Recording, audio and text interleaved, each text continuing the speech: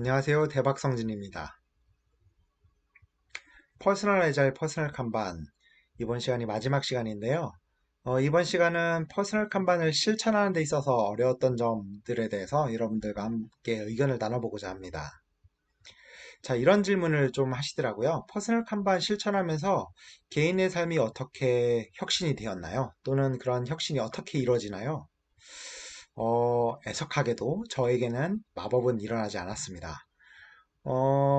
여기 캡처된 화면이 그 KBS에서 방영된 축적의 시간이라는 그런 다큐멘터리의 그 한 장면인데요. 이정동 교수님께서 어, 데이비 블레인이라는 그 마법사가 17분 사초라는 그런 어마어마한 그런 시간 동안 물속에서 어떻게 참았는지를 그 테드에서 이렇게 공개한 그런 과정을 소개를 해주시는 그런 장면입니다. 저작권 이슈 때문에 이 영상을 뭐 이렇게 유튜브에서 공개할 수는 없지만 여러분들이 이 영상을 한번 찾아서 보시면 굉장히 재미있을 것 같아요.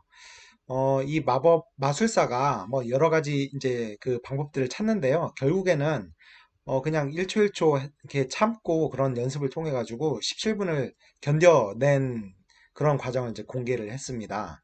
그리고 그게 그 과정이 워낙 고난하고 또 그래가지고 그것을 이제 테드에서 발표하면서 막 울먹울먹 하는 장면도 나오는데요.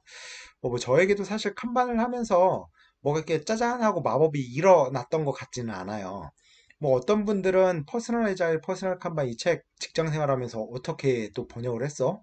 그게 또 마법 같은 일이지 이렇게 말씀을 하시는 분도 있는데 사실은 또 뭐 돌이켜 보면 뭐 이렇게 차곡차곡 뭐 이렇게 축적이 된 거지 이게 뭐 마술이나 마법 뭐 이렇게 말씀드리기는 조금 뭐 약간은 뭐 부끄러운 것 같아요. 뭐 그런 측면에서 사실 뭐 제가 드릴 수 있는 최선의 말씀은 제가 두 번째로 좋아하는 이제 한자 성어인데 수처작주.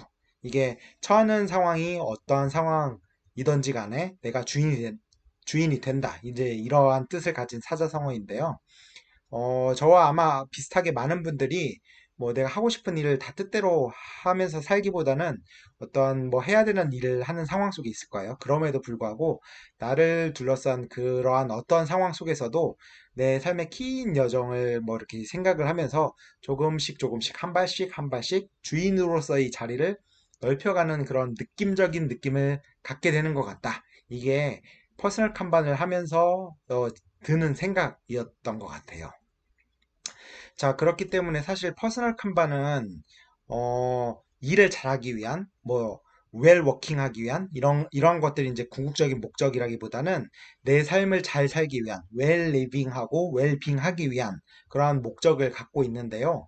그렇게 하기 위해서 제가 한 가지 좀 뭐 제언을 드리자면 사실 퍼스널 칸반이 이렇게 그 피라미드의 아랫단 것들을 주로 다루거든요. 그러니까 뭐 프로젝트라든지 플랜 또는 액션 또는 캘린더 이러한 것들처럼 기대하는 어떤 목표가 확실하고 그리고 이를 위해서 내가 무엇을 해야 되는지에 대한 행동도 이제 명확한 이런 것들을 이제 다룰 수밖에 없을 것 같아요. 퍼스널 칸반에서는.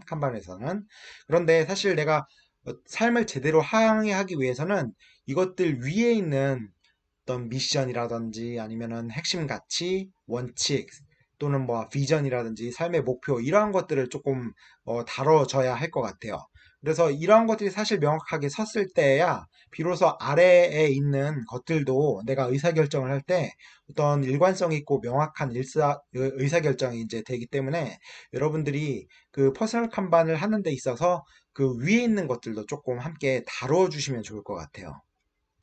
사실 뭐 그 앞서서도 설명을 드렸지만 이게 내가 좋아하는 일을 찾고 그 일을 통해서 많은 사람들을 이롭게 하는 그 무언가를 삶의 미션으로 이렇게 찾으면 굉장히 그 좋을 것 같은데요. 근데 뭐 사실 이러한 미션을 한 번에 쉽게 찾는 건 어려울 것 같아요. 저 또한 뭐 너의 미션이 뭐야? 너의 삶의 어떤 존재 가치, 존재 이유가 뭐야? 물으면은 아직도 찾고 있다라고 이렇게 이야기 드릴 수밖에 없을 것 같은데요. 이제 그렇다고 해서 뭐 이거를 마냥 이제 포기할 수는 없잖아요. 이러한 그런 삶의 어떤 미션이나 골, 비전들을 이제 그 탐색을 해야 될 것 같은데요. 뭐 애자일 플래닝을 하면 어떨까 이렇게 제안을 드려볼 것 같아요.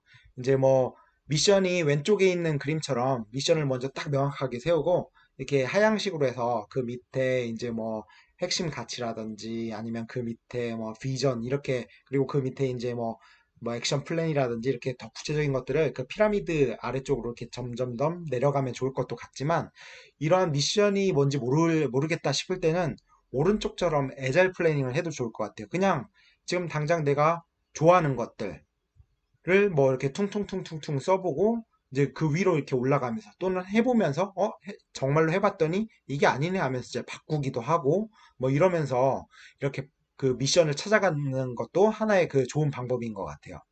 그래서 이제 이걸 구체적으로 어떻게 할 거냐 할 때는 나의 미션을 너무 골똘히 생각하지 말고 이제 이게 상향식으로 이게 내가 뭐 좋아하는 뭐 업무는 뭐야? 그리고 자기 개발에 있어서 내가 하고 싶은 거, 좋아하는 건 뭐야? 또는 개인의 어떤 생활이라든지 재정에 있어서 뭐 좋아하는 게 뭐야? 이런 것들을 퉁퉁퉁퉁 이렇게 그 마인드맵 뭐 예를 들어서 뭐 엑스마인드 이런 것들을 활용해 가지고 마인드맵에다가 이렇게 그려가면서 뭐 이번 달에 이렇게 했더니 여기까지밖에 생각이 안 나. 이러면은 이제 두었다가 또 다음 달에 또 이렇게 그것을 바탕으로 이렇게 쌓아가면 될 것 같아요.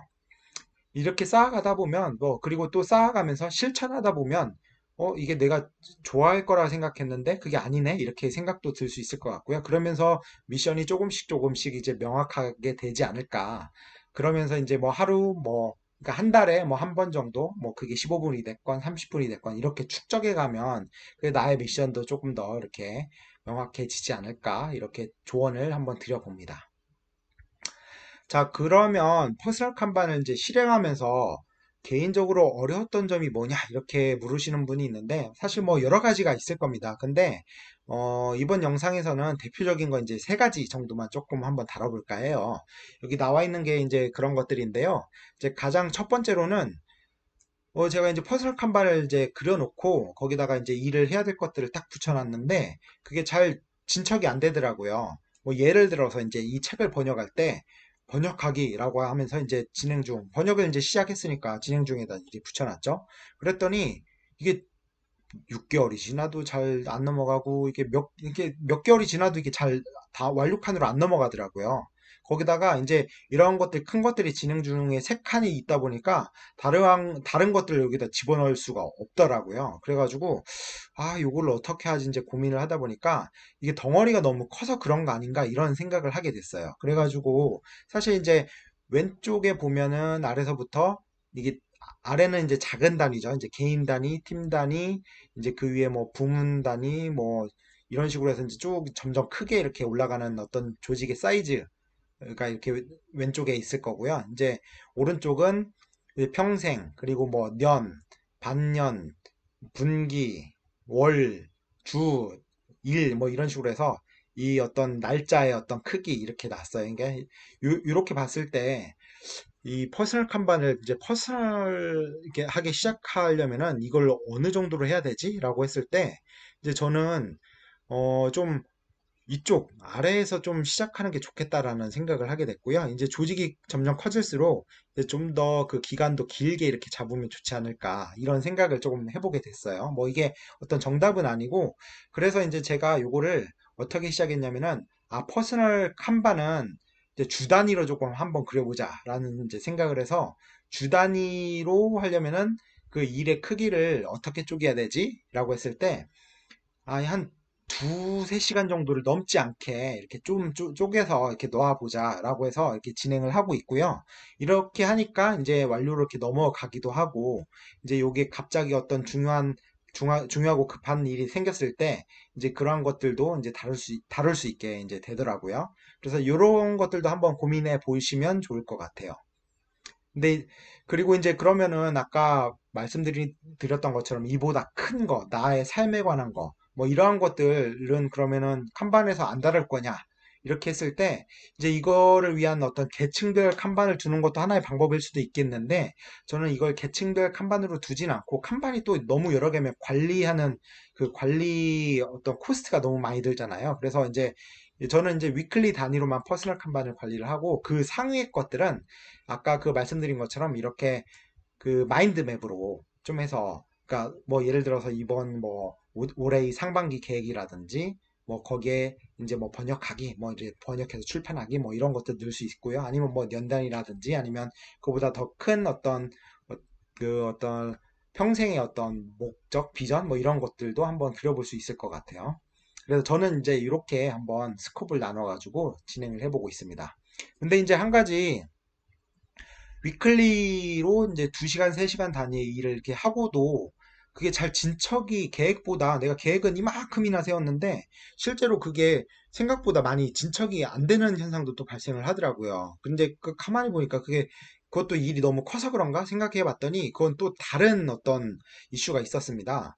여기 어항 보면 여러분들 어떤 돌부터 넣어야 된다고 이렇게 조금 배웠죠? 우리 당연히 큰 돌부터 넣어야 이제 작은 돌도 차근차근 넣어갈 수 있다고 했잖아요. 이제 그렇게 봤을 때 일을 2가지 종류로 이렇게 구분을 할 수 있을 것 같아요. 여기 보시는 것처럼 뭐 할 일과 해야 할 일 또는 뭐 하고 싶은 일, 이 할 일과 그리고 그것과는 이제 좀 다르게 약속, 어떤 뭐 시간을 이렇게 잡아서 만나는 약속, 일정 뭐 회의가 될 수도 있고요. 아니면 뭐 친구와의 약속이 될 수도 있을 것 같은데 이렇게 태스크와 스케줄 이렇게 2가지로 나눌 수 있을 것 같아요. 이렇게 봤을 때 여러분들은 어, 과연 할 일과 약속 일정 중에 어떤 게 큰 돌이고 어떤 게 작은 돌일까요? 어떤 걸 먼저 채워야 될까요? 처음에는 저는 어떻게 생각했냐면 할 일, 하고 싶은 일, 해야 할 일, 이게 큰 돌이니까 이거부터 먼저 채워야지. 그런 다음에 빈 시간에 약속을 잡아야 된다. 이렇게 생각을 했는데요. 근데 막상 실천을 하다 보니까 그 반대 상황이 발생을 하더라고요. 저희가 뭐 미팅 약속을 잡고 친구와의 약속을 잡았는데, 그 다음에 이제 할 일이 생기면 그 사이에 이렇게 껴넣게 되잖아요. 그러니까는 관념적으로는 할 일이 큰 돌이다라고 생각을 하지만 실제 생활에서는 약속이 이 스케줄이 큰 돌처럼 작용을 하더라고요. 그래서 요거를 관리할 필요도 있겠다. 그냥 무조건 내가 하고 싶은 일을 칸바에다 써놓고서 이게 또 계획된 대로 안 됐네. 나는 좀 뭐 의지 박약한가? 이렇게 자괴감을 갖기보다는 내가 이게 그런 스케줄을 퉁퉁퉁 박아놓고 이제 그 사이에 어떠한 것들을 이제 다루면 좋을지 이렇게 데일리도 조금 고민을 해보게 됐어요. 그래서 이 데일리로 내가 가용한 시간을 어떻게 체크를 하느냐?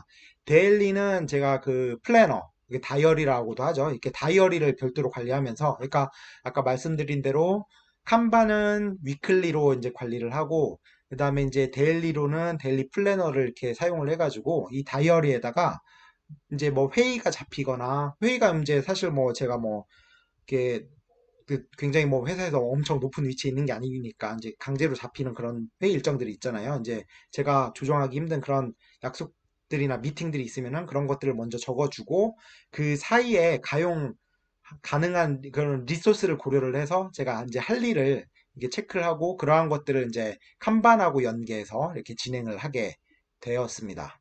여러분들도 이러한 것들을 한번 고려해 보시면 좋을 것 같아요. 이게 제가 처음에 퍼스널 칸반을 실천을 하면서 가장 어려웠던 거예요. 그러니까 그 일의 크기라든지 그리고 실제로 그 일의 종류, 할 일과 스케줄 이러한 것들에 대한 어떤 상충 이러한 것들을 어떻게 관리할 것인가에 대한 고민이 많았었는데 지금은 요 정도 선에서 이렇게 실천을 하고 있습니다. 자, 2번째 어려움은 뭐냐면은 습관 만들기가 참 어렵더라고요. 이제 그 퍼스널 칸반을 하게 되면 이제 그 계획도 세워야 되고 그 다음에 성찰도 하고 회고도 해야 되잖아요. 근데 이게 뭐 팀에서 만약에 한다 하면은 제가 하기 싫어도 어쩔 수 없이 해야 되는 상황들이 계속 부주적으로 발생을 해요. 자, 모입시다 이렇게 해서 하니까.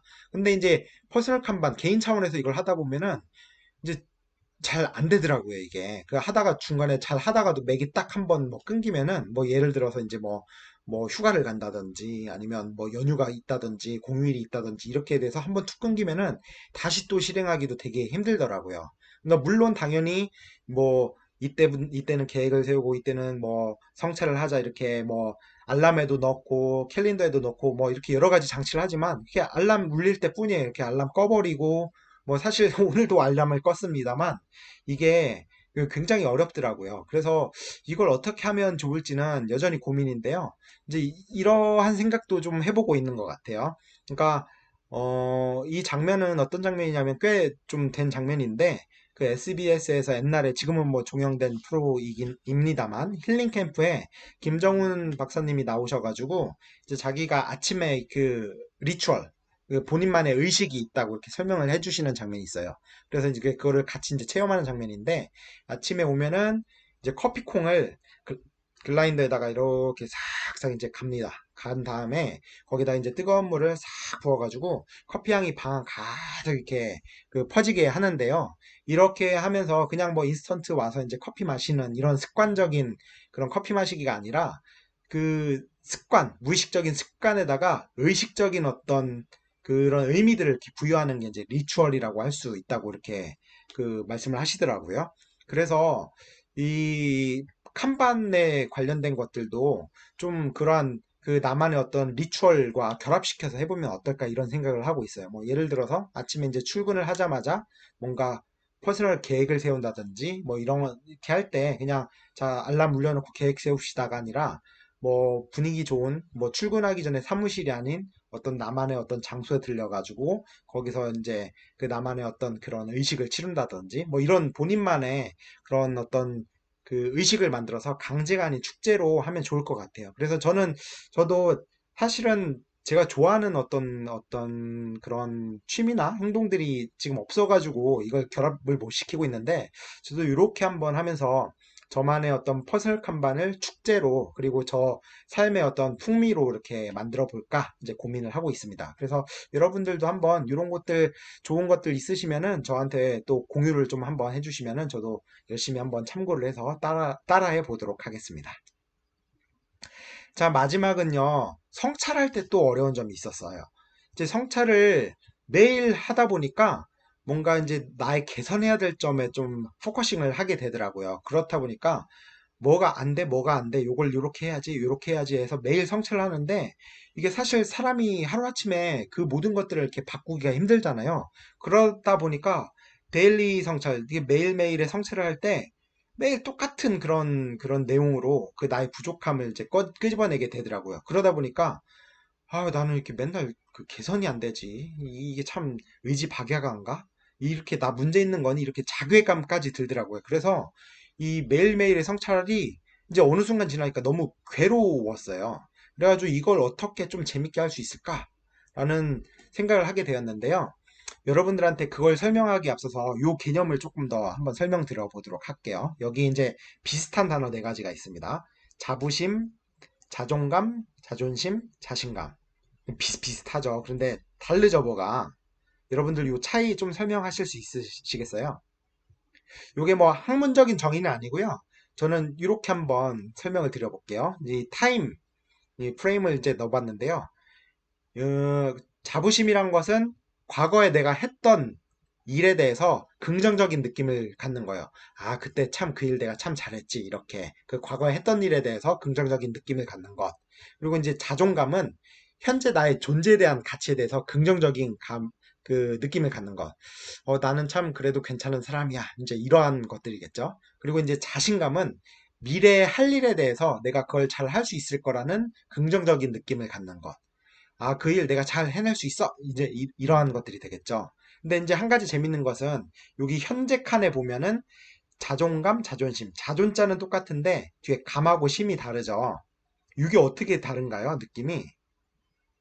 감은 뒤에 감자가 감은 감 잡았어 이런 것처럼 어떤 그 느낌, 느껴지는 느낌을 좀 의미를 하는 것 같고요. 심은요, 결심했어 이런 것처럼 뭔가 내가 의지, 이치가 들어가는 것 같아요. 그래서 이제 그걸 조금 더 풀어서 설명하자면 자존감은 아, 내 존재가 어떠한 것 같아 라는 그런 그 느낌을 자존감이라고 하고 자존심은 내 존재 가치가 이 정도는 좀 대우를 받아야 되는 거 아니야? 라는 의지치가 들어가 있는데 이제 그 의지치에 비해서 대우를 적게 받았다 생각하면 자존심이 이제 상하는 거고 내 어떤 의지치보다 높게 내가 어떤 존재 가치를 대우를 받았다 이러면은 자존심이 막 이렇게 높아지는 거고 뭐 그런 거겠죠. 자, 이랬을 때 자부심은 사실 자부감이라고 이렇게 표현할 수도 있을 것 같아요. 사실은 자부감이 더 맞을 수도 있을 것 같기도 하죠. 왜냐면 내가 과거에 한 일에 대해서 어, 어떻게 느껴지는지 이게 조금 더 객관적인 그런 입장이라고 한다면 자부심은 뭔가 의지가 들어간 거라고 할 수 있겠죠. 근데 우리가 자부감은 뭔가 어색하죠. 안 들어본 것 같죠. 근데 자부심이 훨씬 더 우리한테 익숙한 단어인 이유가 뭘까요? 이것도 제 자의적인 해석인데요. 자부심이란 거는 내가 한 일에 대해서 이제 못한 면도 좀 이렇게 바라볼 수 있고 잘한 면도 바라볼 수 있지만 잘한 면에 대해서 어떤 칭찬과 감사에 대해서 내가 의도를 가지고 그걸 좀 바라봐야 된다라는 측면에서 자부심, 그래야 자부심이 생긴다라는 측면에서 자부감보다는 자부심이라는 용어를 더 우리가 많이 쓰지 않나 이런 자의적인 해석도 좀 해보게 됩니다. 그렇기 때문에 아까 제가 성찰을 할 때 뭔가 자괴감이 든다고 했죠. 근데 그걸 의도적으로 내가 잘한 것들에 대해서 조금 부각을 시켜서 비춰보면서 자부심을 갖는 것들이 나한테 어떤 현재의 자존감을 높이는 데도 도움이 되고 더 나아가서는 내가 어떤 미래 일을 하는 데 있어서 잘할 수 있을 것 같아 라는 자신감을 갖는 데도 도움을 줄 거라고 생각을 합니다. 그래서 이 reflect의 reflect는 이제 비춰지는 거거든요. 물에 비춰지든가 거울에 비춰지든가 이제 하는 건데 이렇게 reflect는 이제 뒤로 비춰지는 거니까 이렇게 반사되는 거죠. 그래서 거울에 비춰보는 것을 이제 뜻하는데요. 거울에 비춰볼 때 우리가 의도를 담아서 못생긴 면을 비춰볼 수도 있고 아니면 나의 잘생긴 면을 비춰볼 수도 있어요. 여기 이거 우리 백설공주에 나오는 그 마녀도 이쁜 모습만 이렇게 거의 비춰보죠. 이런 것처럼 우리가 너무 못생긴 면만 내가 잘 못한 것만 개선해야지 하는 것도 뭐 중요하긴 하지만 그게 중요하지 않다는 얘기가 아니라 중요하지만 근데 한편으로 내가 잘한 것들에 대해서 의도적으로 비춰보는 것도 굉장히 자부심을 높이는데 굉장히 중요하다는 것을 좀 생각하게 되었어요. 이것도 뭐 저작권 이슈로 제가 이제 여기서 보여드리긴 힘든데요. 그 나 혼자 산다의 남궁민 그 배우가 나와서 그 방영이 이제 종영된 드라마를 이제 본인 스스로 성찰하는 장면이 나와요. 거기서 보면은 이게 본인이 이제 그 대본 준비할 때 이 노트에다가 붙여가지고 내가 이러한 것들을 유의해야 되겠다 이렇게 이제 성찰 노트를 이렇게 쓰거든요. 그리고 나서 드라마가 이제 다 종영되고 나서도 그걸 다시 한번 이렇게 그 리모컨 보이죠. 그걸 이제 VOD로 다시 그걸 틀어서 그거과 연관된 페이지를 펴가지고 그 자신이 남겼던 그 성찰 메모를 다시 한번 보면서 이제 다시 뭐 이렇게 회고와 성찰을 하더라고요. 근데 이제 재밌었던 거 하나는 여기에 좀 나 잘한 것 같다. 이런 그 칭찬들이 굉장히 많아요. 그래가지고 그 진행하는 박나래가 자신한테 너무 후한 거 아니에요? 이렇게 우스갯소리를 하기도 하는데 이제 그거에 대해서 이렇게 멋진 이야기를 합니다. 뭐라고 하냐면은 그 배우한테 완전하고 완벽한 연기라는 게 어디 있겠어요. 그 연기가, 나의 연기가 완벽하고 완전해서 칭찬하는 게 아니라 그 나아가려고 하는 그 어떤 모습과 그 노력들에 대해서 칭찬을 쓴 거다. 이렇게 얘기를 하거든요. 그래서 여러분들도 여러분들이 이렇게 퍼스널 칸반을 수행하면서 비록 뭐 이렇게 아쉬운 점도 많이 있겠지만 그 매일매일의 성찰을 할 때는 내가 그래도 나아지려고 노력했던 점, 그런 의지와 노력들, 이러한 것들에 대해서 조금 더 여러분들이 여러분들의 의지를 담아가지고 그 칭찬을 하고 감사할 필요가 있을 것 같아요. 그래야 이제 그 퍼스널 칸반을 할 맛이 나겠죠. 이를 조금 더 구조화해서 칸반에다가 그 좀 반영을 해본다면은 이렇게 대기 진행 중 완료 이렇게 해서 완료 칸에다가 그냥 일 끝났어 이렇게 배치하는 게 아니라 한 칸을 더 나눠서 이제 끝난 일 중에서 이제 하나씩 옮겨가면서 내가 이것을 하면서 무엇을 잘했을까? 이렇게 내가 잘한 면을 의도적으로 이렇게 살피는 것도 하나의 방법이라고 할 수 있을 것 같아요. 그래서 이제 이 아까 말씀드린 플렉트는 이제 그 비춰보는 거라고 했잖아요. 사실 이제 그 성찰의 영어 표현인 reflection과 밑에 이제 회고의 영어 표현인 retrospective가 있는데 이 spect는 이제 관점이라는 뜻이거든요. 그래서 사실 요 성찰과 회고를 뭐 굳이 분리해서 쓰지 않고 뭐 하나로 이야기하는 경우도 많이 있는데요. 저는 이제 그 reflect와 spect 그 어근 때문에 제가 요거를 일부러 나눠서 이제 써보긴 했는데 매일매일의 또는 이제 그 아주 좀 짧은 단위로 진행하는 그런 그 성찰 에서는 나의 그 잘한 면을 좀 같이 함께 그 살펴보는 이런 자부심 축적도 굉장히 중요하다라고 말씀을 드릴 수 있을 것 같고요. 그런데 이제 아까 말씀드린 것처럼 그 마녀가 세상에서 누가 제일 이뻐하면서 뭐 백설공주를 이제 죽이려고 한 것처럼 그게 너무 자뻑에 빠져 있으면 안 되니까 retrospective, 그러니까 그 관점, 그러니까 내가 가지고 있는 관점이 아닌 새로운 관점이 무엇일까를 생각을 하면서 뭐 이때 뭐 누군가로부터 도움을 더 받으면 훨씬 더 좋겠죠. 어쨌든 그 나의 자뻑에만 빠져 있지 않고 이 회고는 조금 더 그거보다는 그 성찰보다는 조금 더 긴 주기로 시행할 수도 있을 것 같은데요. 이럴 때 어떤 나의 성장을 위한 새로운 관점을 추가하면서 이렇게 자부심과 그리고 자만심을 갖지 않도록 하는 그 병주고 약주기를 그 같이 이렇게 좀 균형을 잡으면 좋을 것 같아요. 자, 이제 여기까지가 그 제가 퍼스널 칸반을 하면서 이제 어려웠던 점에 대해서 설명을 드렸고요. 이제 마지막 질문입니다. 툴에 대한 질문인데요. 이 퍼스널 칸반을 팀에서 사용하는 협업툴 또는 이제 뭐 아마 협업툴이란 게 여러 가지 있겠죠. 뭐 지라라든지 뭐 이런 그 시중에 나와 있는 여러 가지 협업툴이 있을 건데 이제 이런 툴로 대체할 수 있는가 또는 그 반대로 퍼스널 칸반을 가지고 그 협업툴을 대체할 수 있는가 또는 뭐 여기 이제 노션을 대표적으로 이렇게 써놨긴 한데 노션과 같은 어떤 특정 그 도구들이 되게 유행하고 있는데 이걸 퍼스널 칸반 입장에서 봤을 때 어떤 매력이 있는 건가? 이제 이런 그 툴에 대한 질문들이 좀 많이 있었던 것 같아요. 근데 이 또한 애석하게도 좀 정답이 없는 것 같아요. 왜냐면 아까 뭐 또 말씀을 드렸고 그리고 이제 지난번 뭐 1, 2편 영상에도 말씀드렸듯이 에자일을 실천한다는 것은 내가 되고자 하는 그 에자일의 그 I 요소, 그러니까 지침, 이런 어떤 그런 것들을 그 스몰 a 에자일이라고도 할 수 있겠죠. 이러한 것들이 무엇인지를 명확히 한 다음에 그것이 되기 위한 그거에 적합한 그 M 요소, 그 에자일 방법론, 또 뭐 도구, 그리고 또 뭐 대문자 A 에자일이라고도 할 수 있겠는데 이런 것들을 찾아가고 또 커스터마이징 하는 과정, 이게 에자일을 실천하는 어떤 그 과정이라고 이렇게 말씀을 드렸잖아요.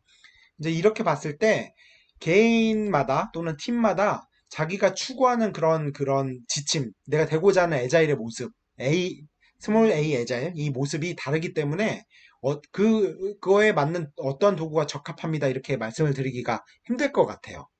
그리고 이제 두 번째는 같은 도구라고 해도 그게 여러한 목적으로 이제 사용되는 경우가 굉장히 많아요. 여기 뭐 이제 그림을 이렇게 예로 들었는데요. 이제 베이킹 소다, 베이킹 파우더 있잖아요. 이게 빵을 만들 때 쓰기도 하지만 근데 이제 그 냄비에 끓음이 붙었을 때 쓰기도 하고요. 그리고 이제 냉장고 탈취제로 쓰기도 합니다. 그러니까 이 베이킹 소다의 그 목적이 뭐야? 그 어디다 쓰면 좋아? 이제 이렇게 이야기하는 게 이제 어려울 정도로 이거를 뭐 여러 가지로 이렇게 쓸 수가 있을 것 같아요. 그래서 뭐 아까 말씀드린 노션 같은 경우도 어떤 분들은 그냥 메모장으로 쓰시기도 하고요. 어떤 분들은 뭐 칸반처럼 쓰시기도 하기 때문에 이 노션은 퍼스널 칸반에 적합해요. 뭐 이렇게 말씀드리기도 되게 어려운 것 같아요. 그래서 여러분들 스스로가 내가 추구하는 그런 애자일의 모습이 뭐야? 그리고 그거에 적합한 도구가 뭐야를 한번 여러 가지로 이제 각자 시도하시고 실험하시면서 이런 것들을 다른 사람과 공유하면서 힌트도 얻고 그리고 이제 그 나의 어떤 노하우를 전해주기도 하고 하면 좋을 것 같아요. 그래서 여러분들의 어떤 노하우를 저에게도 좀 전해 주십시오. 뭐 저도 역시 마찬가지로 뭐 여기 뭐 트렐로와 비슷한 그런 비슷한 도구, 온라인 도구를 써서 뭐 이런 것들을 뭐 해보기도 했고요. 뭐 이제 갖가지 아날로그 도구들을 사용하기도 했는데요. 저 더 나아가서 만약에 이 칸반을 팀이나 조직에서 쓴다고 했을 때, 어, 그 팀이 마침 신상품 개발 부서다. 이랬을 때 이 개발 부서가 우리 개발 부서가 추구해야 하는 애자일의 모습이 뭐야? 라고 이렇게 정의를 내려봤더니 우리는 지금 개발하고 있는 신상품이 정말로 고객한테 가치가 있는 그런 솔루션인지를 끊임없이 검증하는 게 중요해 라는 것과 그리고 이것을 이터레이션을 이제 반복을 하면서 고객한테 물어보고 그리고 이게 정말로 이제 나아지고 있는지를 점진적이고 지속적으로 개선을 해야 돼. 이제 이러한 두 가지 포인트가 굉장히 중요한 우리가 추구하는 애자일의 모습이라고 한다면 이거에 적합한 그런 M 요소, 애자일 방법론이 뭐야? 라고 생각해 봤을 때, 어?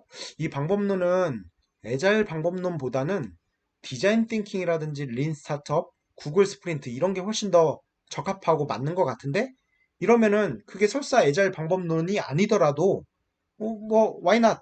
왜 그걸 하지 않으면 안 될까요? 이제 그걸 해서 실제 실천을 해서 이제 여러분들이 생각하고자 하는 그런 애자일의 모습을 구현을 한다면 그것 자체가 사실은 애자일을 실천하는 거라고 할 수 있을 것 같아요. 그렇기 때문에 이제 다시 한번 정리를 드리자면 네, 그 애자일을 실천한다는 것은 지금보다 더 스몰 a 애자일한 모습이 되기 위해 즉 그 어떤 애자일의 I 요소 의 모습이 무엇인지를 그 좀 더 선명하게 하고 그리고 그런 모습이 되기 위해서 우리 또는 나만의 그런 애잘 방법론, 도구 이러한 것들을 찾아가고 커스터마이징, 맞춤화하는 과정 이게 바로 애자일을 실천한다. 이렇게 말씀드릴 수 있겠습니다. 자, 이번 시간은 이제 마지막 시간으로 퍼스널 칸반을 실천하는 데 있어서의 어떤 그런 어려움들이나 이런 질문들에 대해서 같이 마지막으로 나누어 봤습니다. 자, 여러분들 이제 앞으로 이 책을 읽으시면서 또는 애자일을 실천하시면서 여러 가지 노하우들이 생기실 것 같은데요. 그런 어떤 소감이라든지 그런 노하우들, 경험담, 그리고 이제 궁금증들 이런 것들을 좀 함께 나누어 주시면 좋을 것 같고요. 뭐 지난번에도 계속 말씀드렸지만 뭐 페이스북이나 뭐 이메일을 통해서도 그러한 것들을 나눠 주셔도 좋을 것 같습니다. 자, 여러분들의 애자일의 여정을 응원드리고요. 활짝 개공을 응원합니다. 예, 여기까지 저의 강의를 마치도록 하겠습니다. 감사합니다.